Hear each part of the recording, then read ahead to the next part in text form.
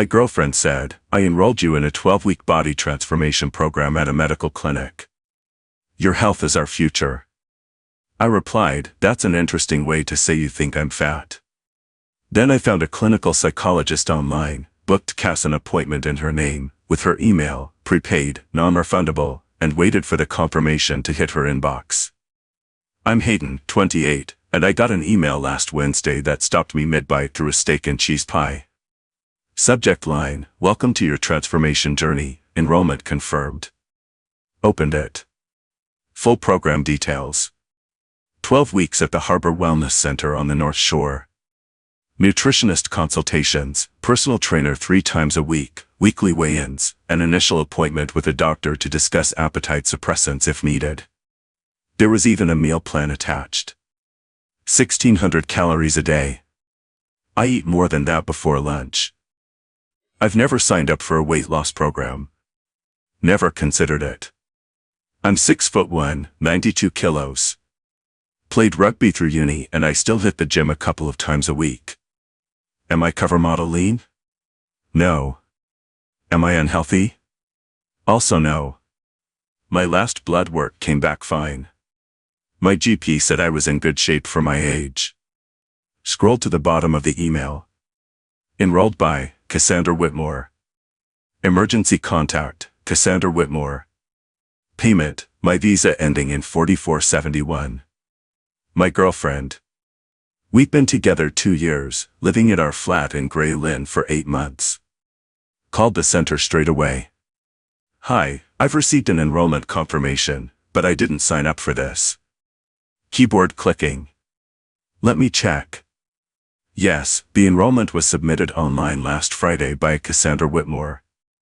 She listed herself as your partner and said you'd asked her to handle the paperwork because of your work schedule. I need to cancel. Of course, Mr. Maitland. Done. Would you like to re-enroll at a later date? Definitely not. Hung up. Sat at the kitchen table staring at my laptop. She'd enrolled me in a weight loss program. Used my card. Told them I'd asked her to do it. Just decided my body needed fixing. Cass got home around 5:30. I was chopping vegetables for dinner, acting normal. Wanted to see how she'd play it. Hey babe. She kissed my cheek, poured herself a glass of save. How was your day? Interesting. Got a strange email. Oh yeah. Not looking up. Scrolling her phone. Welcome pack for a 12-week body transformation program at some wellness center on the shore. Any idea how that happened? She froze for maybe half a second. Then turned with this bright, rehearsed smile. Oh good, they processed it. I wasn't sure how long the confirmation would take. Cass. I didn't sign up for anything. I know, silly. I did it for you. The enrollment form was ages long. Figured I'd save you the hassle. She said it like she'd booked us a table at a restaurant. You enrolled me in a weight loss program without asking me. It's not a weight loss program, it's a wellness journey. And honestly, Hayden, we've talked about getting healthier. We've talked about eating more vegetables. That's different from signing me up for weekly weigh-ins and appetite suppressants behind my back. She waved her hand. You're overthinking it. It's just a starting point. You don't have to take the medication if you don't want to. The point isn't the medication. The point is you made a health decision about my body without my consent. Her expression shifted. Less cheerful, more defensive. Okay, don't get dramatic. I'm being proactive. You've put on weight since we moved in together. I can see it. I'm worried about you. I put on maybe 3 kilos. My doctor says I'm fine. Doctors say everyone's fine until they're not. Look, I go to Pilates 4 times a week. I watch what I eat. I look after myself. Is it really so terrible that I want the same for you? There it was. So because you do Pilates, you get to decide what medical programs I enroll in? That's not what I... She paused. I'm just trying to help. You should want to be the best version of yourself. Helping is suggesting we go for a run together. Enrolling me in a program with appetite suppressants and weekly weigh-ins without my knowledge? That's controlling. Oh my God, you're making this such a big deal. It's literally just a wellness center. You go, talk to a nutritionist, do some exercise. It's not surgery. I already canceled it. Her face went red. You what? Called the center. Canceled the whole thing. Hayden. That was $480. On my credit card. That's not the point. I spent 2 hours researching programs for you. 2 hours filling out forms, reading reviews, comparing options. And you just canceled without even trying? You enrolled me without even asking. She grabbed her phone and started typing. Fine. I'll find something else. Something less intense since apparently you can't handle, don't. Someone has to care about your health. Then care by talking to me. Not by making decisions behind my back. She slammed her wine glass on the bench. You know what? Whatever. I'm going to bed. After she left, I stood there in the kitchen thinking. This wasn't the first time. 3 months ago she'd gone through our pantry while I was at work and thrown out everything she deemed unhealthy. My Tim Tams. The peanut butter.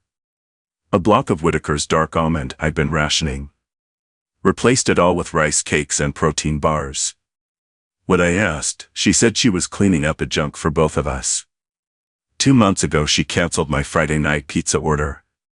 Rang the shop directly and canceled it. Because we don't need that, Hayden. I only found out when I drove to pick it up and they said my partner had called. Last month she swapped every beer in the fridge for low carb without saying a word. I took a sip, tasted something off, checked the label. When I asked, she laughed. See? You barely noticed. Better for you anyway. Each thing on its own felt small enough to let slide. But stacked up it was a pattern. She'd been quietly taking control of everything I put into my body for months. And now this. An actual medical program. My name, my card, my body. Her decision. Had an idea. Probably petty. Definitely satisfying. Googled clinical psychologists in Auckland accepting new patients. Found Dr. Crawford. Registered clinical psychologist. Specializing in relationship dynamics and control patterns. Evening appointments available. Online booking. Oh, I booked it for you. Figured I'd save you the hassle since you're always saying you're too busy to organize things. Her mouth opened. Closed. Opened again. You did not jest. I did. Dr. Crawford specializes in relationship dynamics. Great reviews. 5 stars. I think she could really help you understand why enrolling your partner in medical programs without their consent isn't normal. Cancel it. Can't. Non-refundable once booked. Already paid the $220. Then eat the cost because I am not going. I shrugged. Your call. But the appointment's there. And honestly, the irony of you being furious about me booking a health appointment without asking, while you did exactly that last week, that's something, isn't it? This is not the same thing. It's exactly the same thing. You decided my body needed a wellness program. I decided you could use a professional conversation about boundaries. Both involve health professionals. Both were booked without consent. A psychologist isn't the same as a wellness program. The program included a medical consultation and possible appetite suppressants. If anything, a chat with a psychologist is less invasive. She was shaking now. You don't get to decide if I need therapy. And you don't get to decide if I need a weight loss program. See how that works? She grabbed her phone. Started texting. Bianca, obviously. Her older sister. First call for everything. I want that money back. Non-refundable. Says so in the confirmation email. Hayden, I swear to God. You swear what? That you'll enroll me in another program without asking? Already established that's your move. She got up, grabbed a pillow and a throw blanket. I'm sleeping on the couch. Sweet as. I'll let Dr. Crawford know you're having trouble with communication too. The pillow hit me in the shoulder before she stormed out. Slept well, actually. Woke up to an empty flat. Cash usually works from home Fridays, she's a marketing coordinator, but her laptop bag was gone. Texted her. Where are you? Nothing until midday. At Bianca's. Need space. Okay. Take your time. That's it? Just okay. What would you like me to say? Maybe apologize for booking me into therapy like I'm some kind of psycho. Happy to apologize when you apologize for enrolling me in a weight loss program like I'm some kind of project. Read at 12:33 p.m. No reply. Around 3 my phone rang. Unknown number. Is this Hayden Maitland? Speaking. This is Bianca Whitmore. Cass's sister. We need to talk about what you did. Here we go. What I did?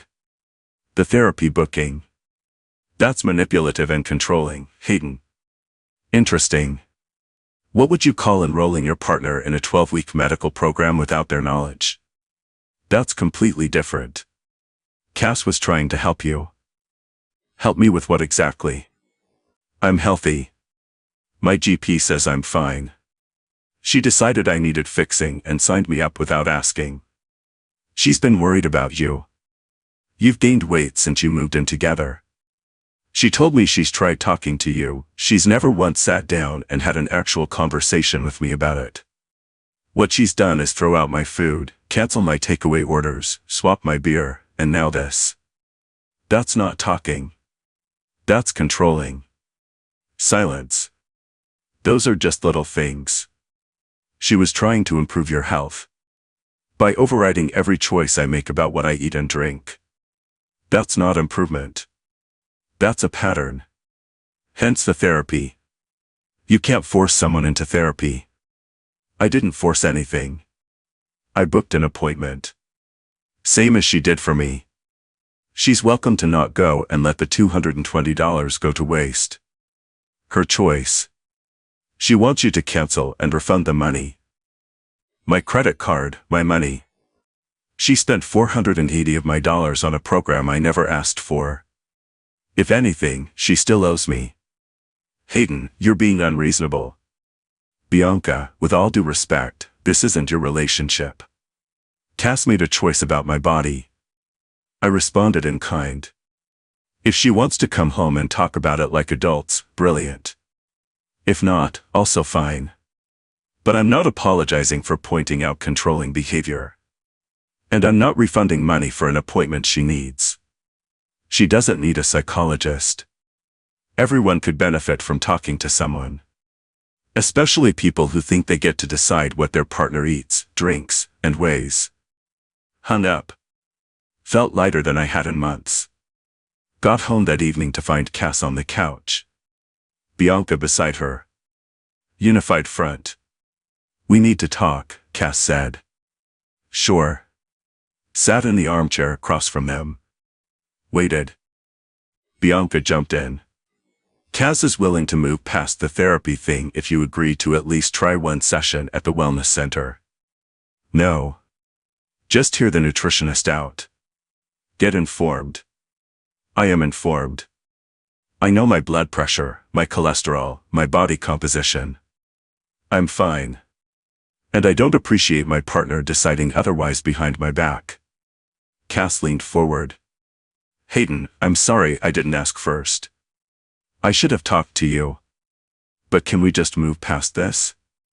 Move past it how? By me going to the wellness center? By you at least considering it. And canceling that therapy booking. I'll consider health conversations when you respect my right to make my own decisions about my own body. The therapy appointment stays. Hayden, I said I'm sorry. You said you're sorry you didn't ask first.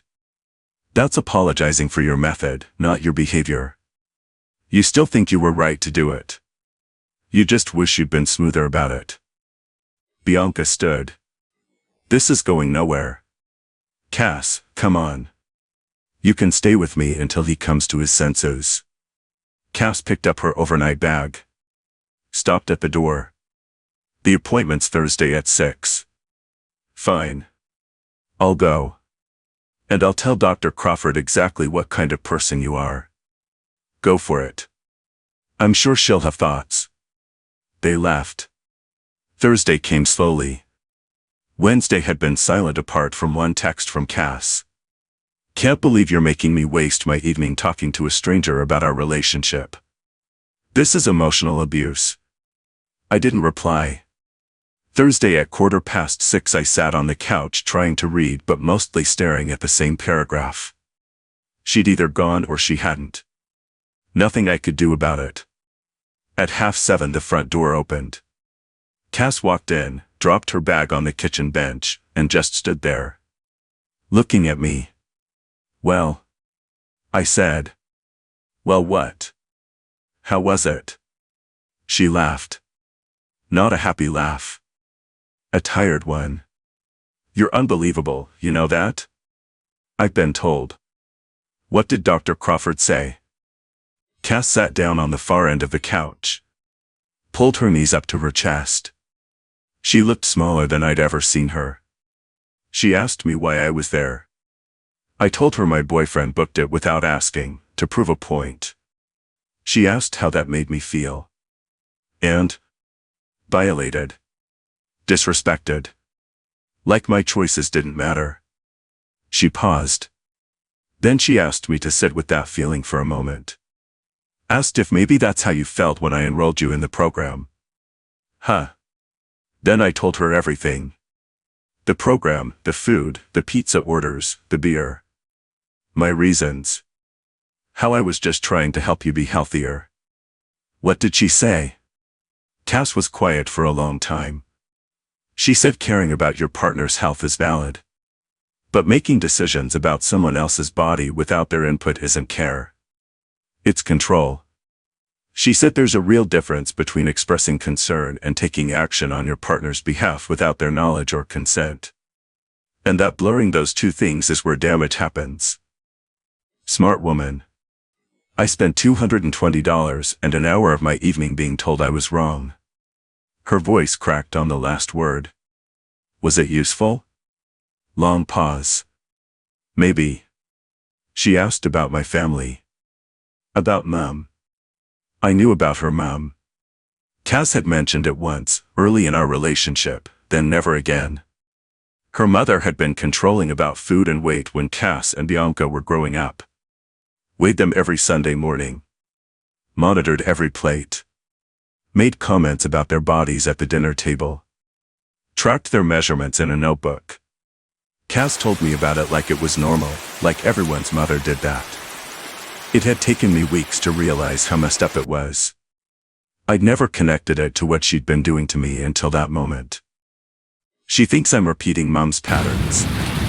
Projecting onto you. That when I try to control what you eat, it's not really about you at all. It's about my own anxiety. About what happens if I stop monitoring.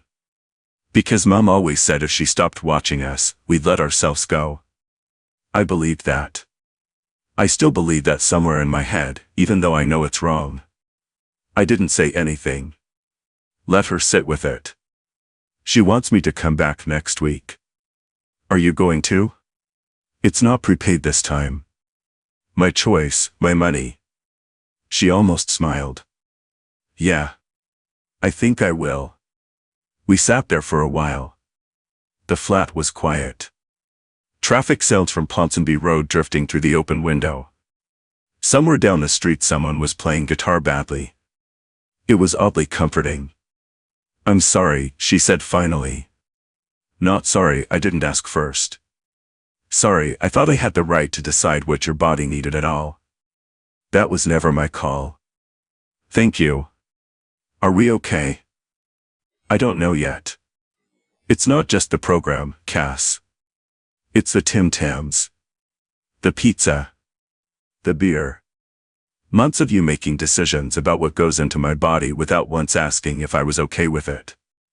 That's not something that fixes with one apology. She nodded. Wiped her eyes with the back of her hand. Dr. Crawford said I have control patterns.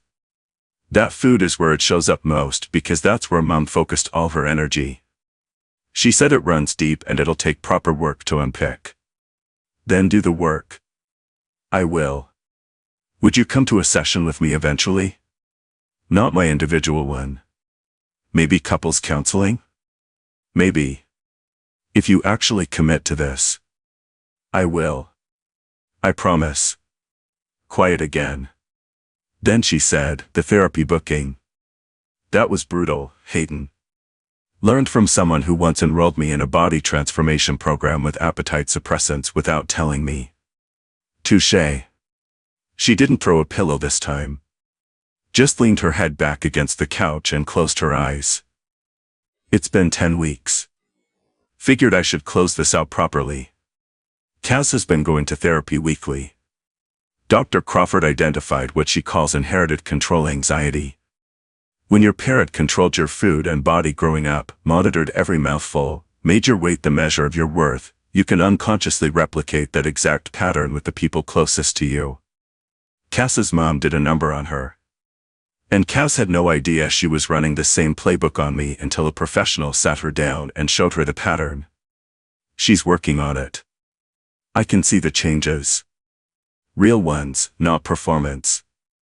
She asked me last week what I wanted for dinner instead of just deciding what was healthiest. Small thing. Massive thing. She caught herself mid-sentence the other day when she started to comment on my portion size, stopped, took a breath, and said, sorry. Not my call. That's growth. The big stuff too. We talked about food properly for the first time. I told her I'm happy to eat well, but I need it to be my choice. She listened. Actually listened instead of waiting for me to finish so she could explain why she was right. We started couples counseling every other week. It's awkward and uncomfortable, and sometimes we drive home in silence because the session stirred up something neither of us wanted to face. But we're learning to talk instead of one person deciding and the other finding out after the fact. The counselor asked me why I didn't just leave after the program thing. Honest answer? Because underneath the controlling behavior, Cass is funny and sharp and she remembers the name of every barista in every cafe we go to. She cries at nature documentaries. She once drove 45 minutes in the rain to bring me soup when I had the flu before we'd even moved in together. When she's not trying to manage my life, I genuinely love being around her. People carry damage. Relationships are about deciding which damage is worth working through. She asked Cass the same question. Why didn't she leave? Because he pushed back, she said. Everyone else went along with it. Mom controlled Dad for 20 years and he never once said stop. My ex just ate whatever I put in front of him and told me I was right. Hayden's the first person who said no and actually meant it. The counselor nodded. Boundaries are punishment. They're the foundation of genuine respect. Bianca still thinks I'm the villain. She sent me a long text saying I'd manipulated Cass into believing she was broken when really we were both the problem. I replied, we're both in counseling because we both have things to work on. Thanks for your concern. Blocked her after that. Don't need commentary from the sideline. Cass's mates are split. Half think the therapy booking was genius. Half think it was cruel. Our couples counselor called it an unorthodox but effective boundary enforcement that worked in this specific situation but absolutely should not become a habit. Fair call. Am I happy? Mostly. Some days are still hard. Trust rebuilds slowly when someone's been quietly controlling your daily life and you didn't fully clock it until it escalated. But I'm not opening my pantry wondering what's gone missing. I'm not checking my email for surprise enrollments. I'm not second-guessing whether the beer in my fridge is actually what I bought. That's something. Cass is in the kitchen right now. She called out 5 minutes ago. Hayden, you want Kamara or potatoes with the lamb? She asked. She actually asked. We're getting there. If you're reading this and something resonates, I want you to hear this. When someone makes decisions about your body, what you eat, how you look, what appointments you attend, without your knowledge or consent, that is not love. It might look like care. It might sound like concern. But love asks. Love discusses. Love respects the answer even when it's not the one they wanted. Control disguises itself as caring, and the hardest part is that the people doing it often don't realize what they're doing because someone did it to them first. That doesn't excuse it. But it does explain it. And understanding is where real change begins. Change only happens when someone holds up a mirror and says, "Look at what you're doing." Don't be afraid to be that person. And if they refuse to look, don't be afraid to walk away. You deserve a partner, not a manager.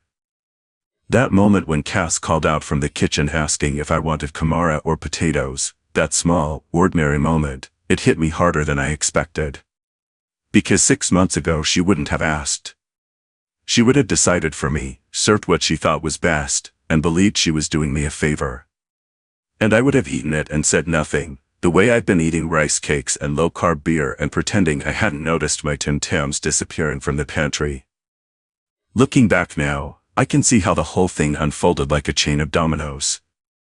Cass's mom spent years controlling what her daughters ate. Weighed them, measured them, made their bodies a project. Cass grew up believing that's what love looked like, that caring about someone meant monitoring them. So when she moved in with me and saw a bloke who enjoyed a meat pie and a proper beer, something fired in her brain that said fix this. She wasn't being cruel. She genuinely thought she was helping. But the road from throwing out my Whitakers to enrolling me in a medical program without my knowledge, that road was paved with good intentions and zero respect for my right to make my own choices. The thing I've learned from all of this is that decent character isn't just about meaning well. It's about how you treat the people closest to you when you think you know better than they do. Cass meant well every single time. When she canceled my pizza order, she meant well. When she swapped my beer, she meant well. When she signed me up for appetite suppressants and weekly weigh-ins with my own credit card, she meant well. But meaning well doesn't count for much when you're making decisions about someone else's body without their consent. Real integrity is respecting another person's autonomy even when you disagree with their choices. Especially then. I also learned something about being smart in a relationship. Not book smart, but the kind of awareness that makes you stop and think before you act. When I booked Cass that therapy session, it wasn't random. I didn't yell. I didn't storm out. I didn't give her an ultimatum. I used her own logic, her own method, and turned it around so she could feel what I'd felt. Was it petty? Absolutely. But it worked because it was precise. It made her understand something words alone hadn't been able to. Sometimes the wisest thing you can do isn't explain the problem, it's let someone experience it from the other side. And then there's the hard part. The bit that takes guts. Staying. Not walking away after the program thing, not cutting my losses when Bianca called me manipulative, not giving up during those uncomfortable counseling sessions where we both had to admit things we'd rather not say out loud. It would have been easier to leave. Cleaner. But I stuck around because I believed Cass could change if someone actually held her accountable. And she stuck around because for the first time in her life, someone pushed back and meant it. That takes real backbone from both sides. Growth is uncomfortable. It's messy and slow, and some weeks you go backwards. But showing up anyway, doing the work anyway, that's what separates the relationships that survive from the ones that just look good from the outside. Cass asked me what I wanted for dinner tonight. She asked. And that small question carries the weight of everything we've been through to get here.